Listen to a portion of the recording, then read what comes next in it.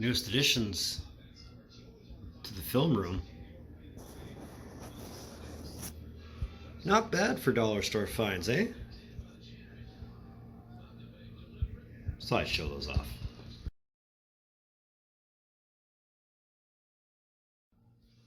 Like what I did there? Huh? Huh? Episode 14 of Trev's trade page here on Trev TV. Yeah, I know, another trade page video. I'm Trev. You know that. If you're tuning in, if you're watching, that's too sweet. Anyway, so Trev did something today he hasn't done in about 4 years. He did an online trade. You remember those hockey cards that I busted not even a week ago? Some of them are in here. Some of them are on my trade page, which I will provide a link for. Yes, I have a trade page. It's nothing special. There's not a lot on it, considering I am building this collection again from scratch. And so I thought, well, this would be a good opportunity to at least give you a background story as to my time in the hobby, how long I've been in it, what all I've collected, yada yada yada, all that fun stuff. So having said all that, let's get right down to it. So my introduction into the hobby came in 1988. Just out of curiosity. I was young, dumb, full of cum. The school I was going to at the time, there was a lot of kids who were buying hockey cards. And of course, me being not even a hockey fan for 2 years, I thought those were the greatest things I ever did see. And that was from the 87-88 O-Pee-Chee set. I didn't buy those ones. I waited until 88-89 before I started buying my own hockey cards with my allowance and whatever happened, whatever money I happened to steal and whatever else. Anyway, not a lot of guys can remember their first hockey card. I can. It's this one.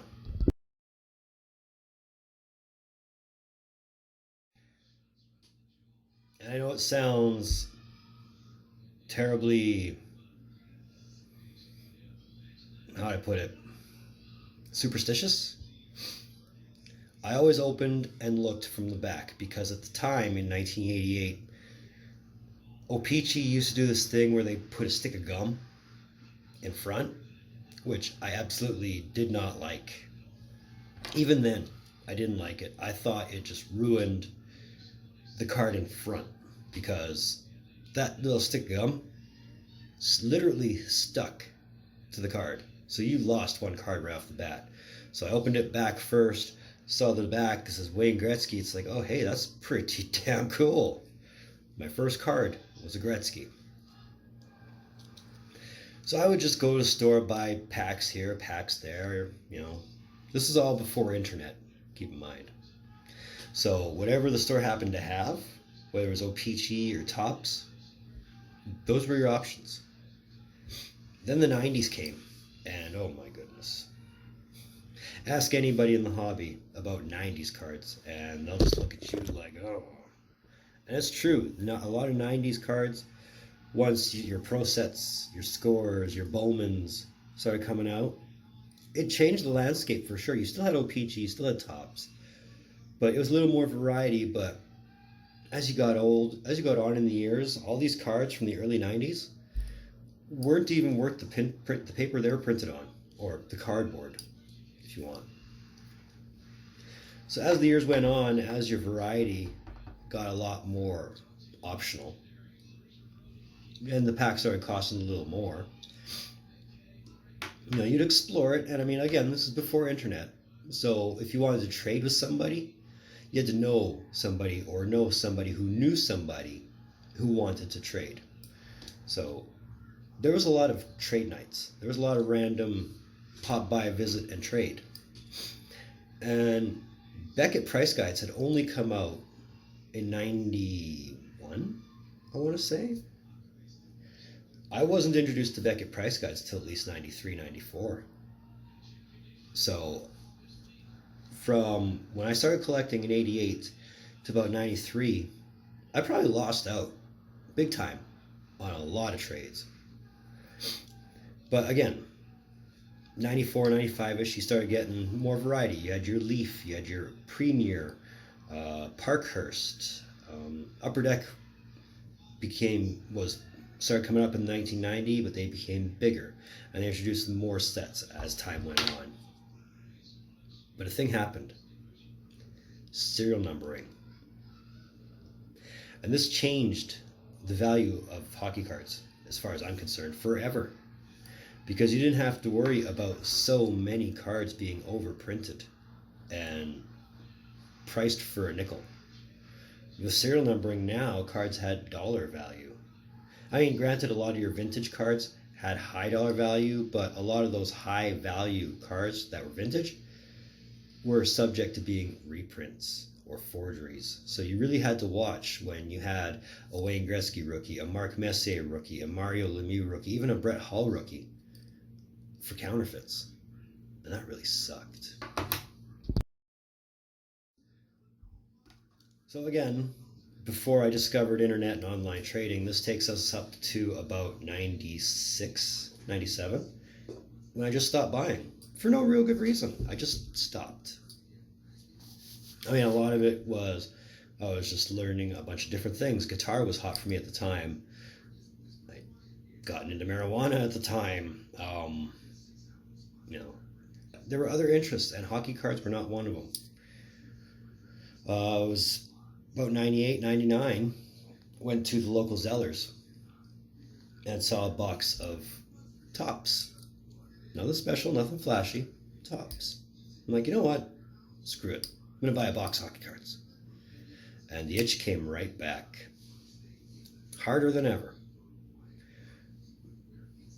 So from 99 to, I want to say 2001, when life dealt me a circumstance I wasn't ready to deal with, that I was buying hockey cards regularly. And of course, a lot of hockey card shows were popping up at Mall A or Mall B. They weren't called Mall A or Mall B. I mean, Mall A could be Abbotsfield Mall, and then Mall B, I think, was Londonderry, because there was a lot of cards shows at Londonderry as well at the time. These are all malls in Edmonton.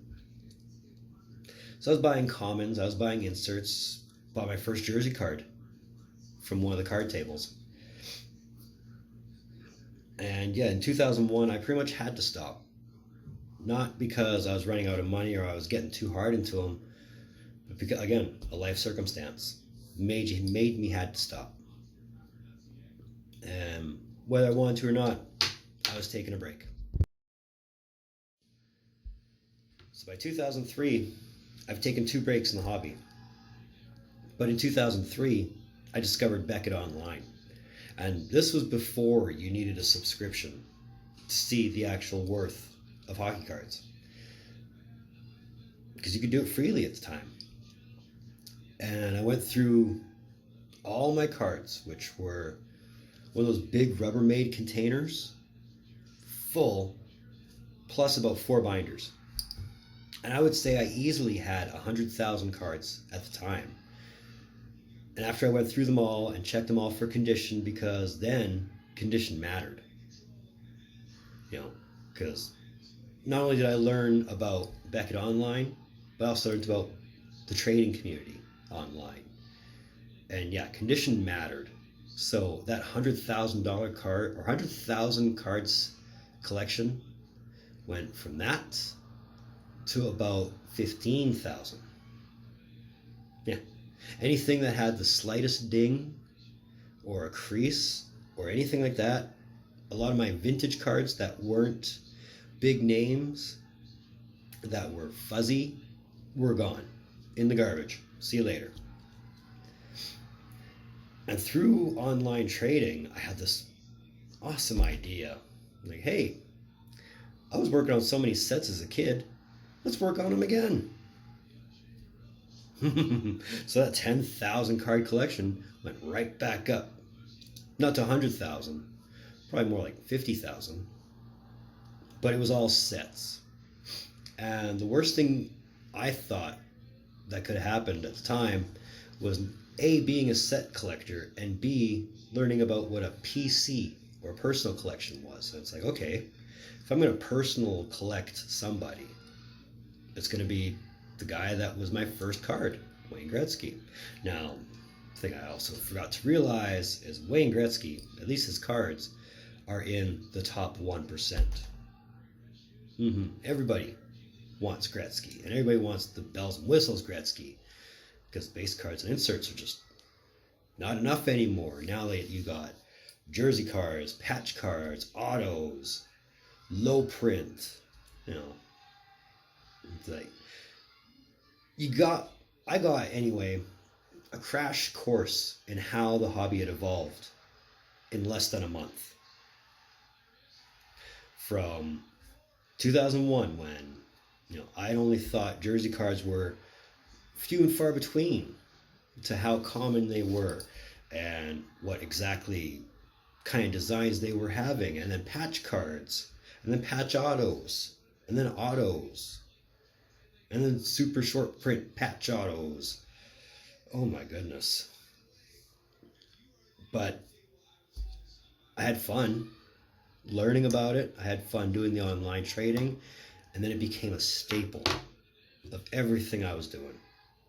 Life did not exist without online trading. This brings us up to 2004, the lockout. Now, I had already sat through the player strike in the 90s, and the lockout in 94, 95, which was only half a season gone. But the 04, 05 lockout, I made the conscious decision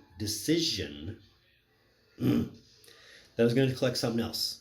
And I moved to football cards. Hockey cards were on the back burner. And the football cards didn't last long at all. I had no fun doing football cards. It's like, okay, well, maybe I just need another break. So, 98, 16 years, I'm on my third break. And I probably needed it. Again, because going from 15,000 to 50,000 hockey cards in a matter of months, in a time span of months, you probably needed the break. I mean, I was spending a lot of money on postage, on supplies, on bubble mailers, sometimes tracking numbers. A lot of money. So the break was necessary. But as soon as the lockout was over, business picked back up. Of course, with the 05-06 season, you started seeing, well, even before then, I think Ultimate came out in the early 2000s, but with 05-06, you saw the Cup. And this was the first time anybody, not just myself, anybody, saw one pack of hockey cards go for over $500. Now, a lot of people will say, oh, it's a tin, not a pack. No, it's a pack. Every card in that tin equates to the pack. But I knew I was already spending enough on everything else. I didn't need to spend that kind of money on the Cup. And I could probably just trade for it anyway. But then I decided, set building is not for me. I'm just going to stop set building. Or at least try to anyway. I'll finish up the sets I got, if I can, and start working on just player collecting. Of course, Ovechkin was the hot topic in 05-06. Malkin came after that. I was wanting to collect Ilya Kovalchuk, because even then, Russians were a big thing for me. This brings us, from 05-06 all the way up to 2009, when Beckett changed their subscription services, and of course now you needed a subscription and to pay for online pricing. So instead of taking a break then, I found other avenues. And that's when I was introduced to Canadian Sports Card Traders and Sports Card Forum, as well as a few different groups on Facebook. So now I was spending more money on trading and more money on cards and going through the circuit of eBay to help put trade bait on my trade page, and it worked. And for 2008, 2009, 2010, it was trade, trade, trade, trade, trade, trade, trade. If I took a week off work for a holiday, that week was just trading from the moment I woke up to the moment I fell asleep. And if trades didn't happen that day, that's okay. We'll make trades happen the next day. I can recall a vacation from work where every day for 5 days, at least 3 trades, sometimes more, but it was never less than 3.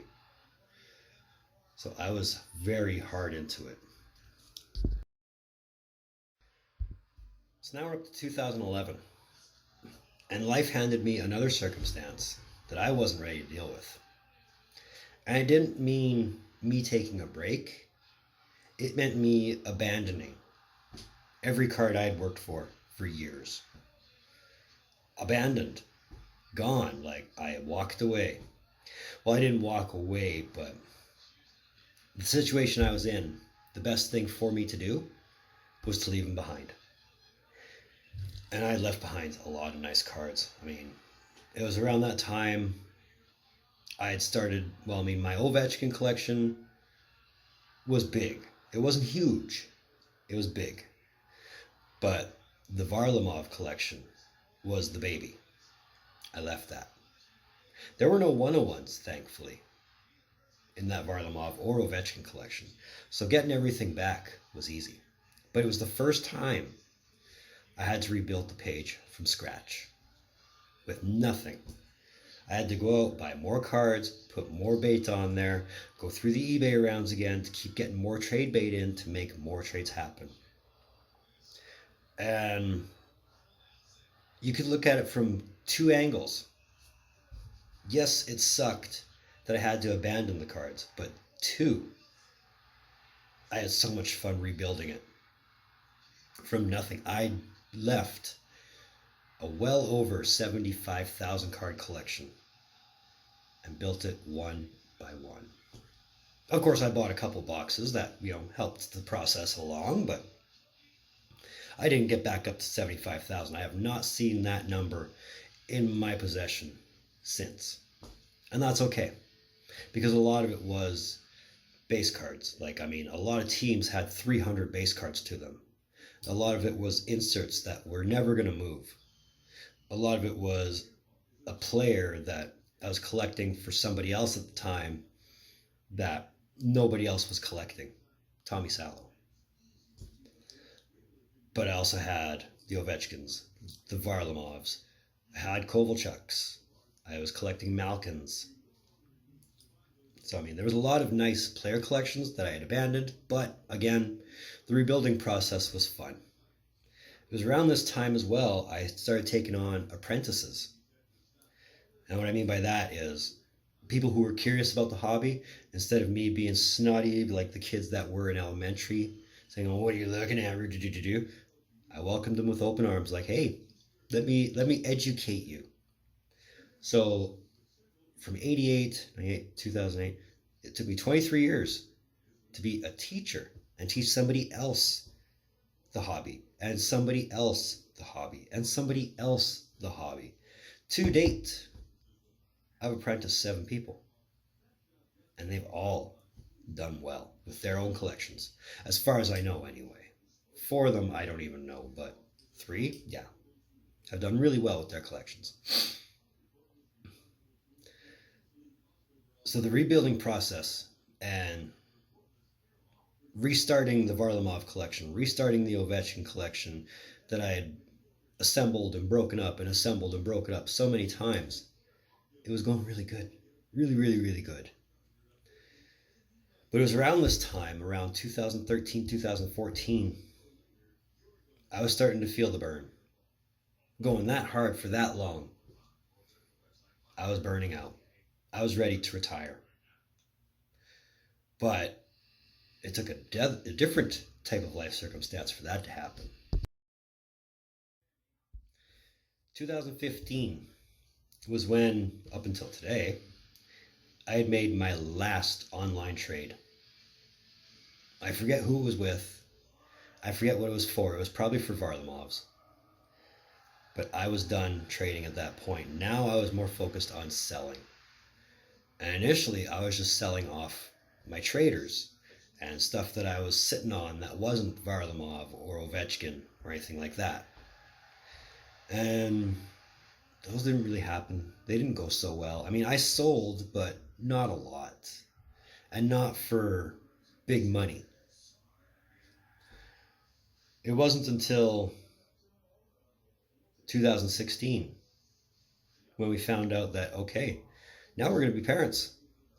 Now we have a baby to provide for, and we need more money than I am making. That's when I opened up the Varlamov collection. That's when I opened up the Ovechkin collection. That's when I opened up the Malkin collection. All the PC cards I was sitting on were available now. And I'm not going to lie, the amount of money I pumped into those collections was not the same amount of money I got back. I lost a lot of money. But all told, I made over 4 digits combined. But it was after that last round of sales that I officially retired. Officially.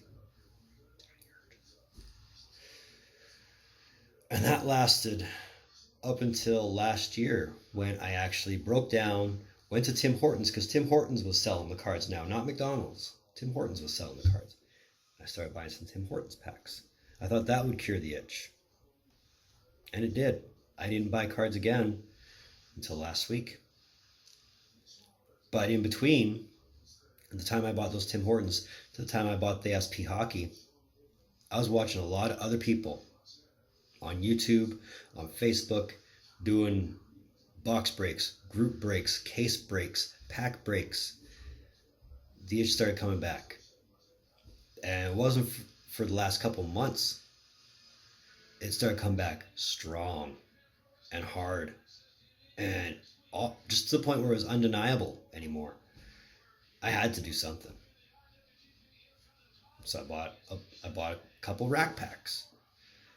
And that's where I was able to make my first trade in 4 years, was with those rack packs. I have some of those cards on eBay right now, but the idea is, not so much as it should have been then, but the idea is now, if I make anything off those cards, hopefully I can pump them right back into the hobby. And that's where we are now.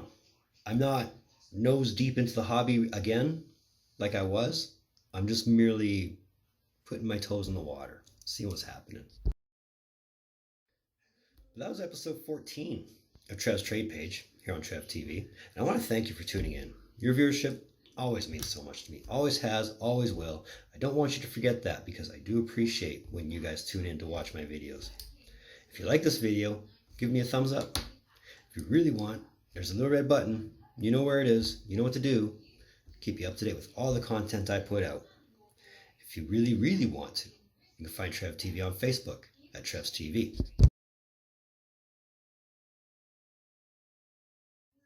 And you can find Trev TV on Instagram at Rockstar Trev TV.